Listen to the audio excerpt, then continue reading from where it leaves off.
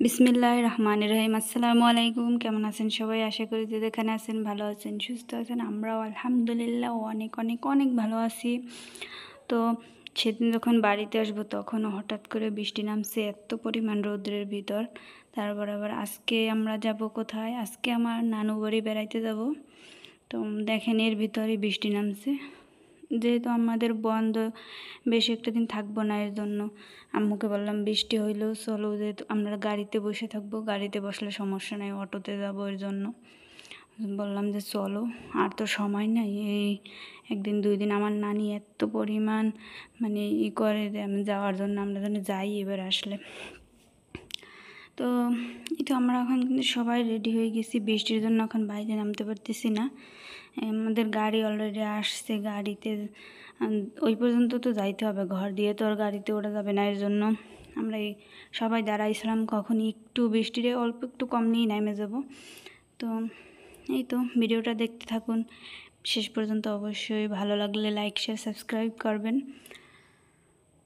আমার ছেলে তো খেলতেছিল, আর দেখেন বাইরে আবহাওয়াটা, বৃষ্টি পড়লে কিন্তু ঠান্ডা হয়ে গেছে। এত পরিমাণ গরমের ভিতর আল্লাহ কীভাবে ঠান্ডা করে দেবে তা আসলে ভাবা যায় না।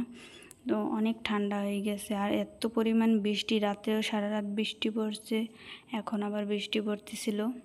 এর ভিতর আমরা এখন যাব, গাড়ি আমরা চলে এসে এখন উঠবো। আমরা অনেকেই যাব, কে কে যাবো আপনারা অবশ্যই দেখবেন। এই তো আমরা গাড়িতে উঠে গেছি, আর বৃষ্টিতে ভিজা পুরো একেবারে একাকার। যেহেতু ঘর দিয়ে নামলেই এত পরিমাণ বৃষ্টি পড়তেছিল, যা ভেজা ছাড়া উপায় ছিল না। তারপরও আমরা যেহেতু যাইতে চাইছি, আর কখন আমার নানি বাঁচবে কিনা, আমরা বাঁচবো কিনা কোনো নিশ্চয়তা নেই। এর জন্য ভাবলাম যেহেতু বুড়া মানুষ হয়ে গেছে, যেহেতু অনেকবার বলতেছি অনেক করে, এর জন্য শেষবারের মতো হইলেও একটু যাই দেখে আসি। আর কবে যাব কিনা আল্লাহই ভালো জানে।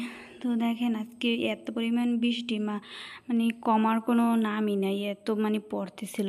যেহেতু এখন অনেকেই বলে পূজার সিজন নাকি অনেক বৃষ্টি পড়ে, এর জন্য বৃষ্টি নাকি হবে।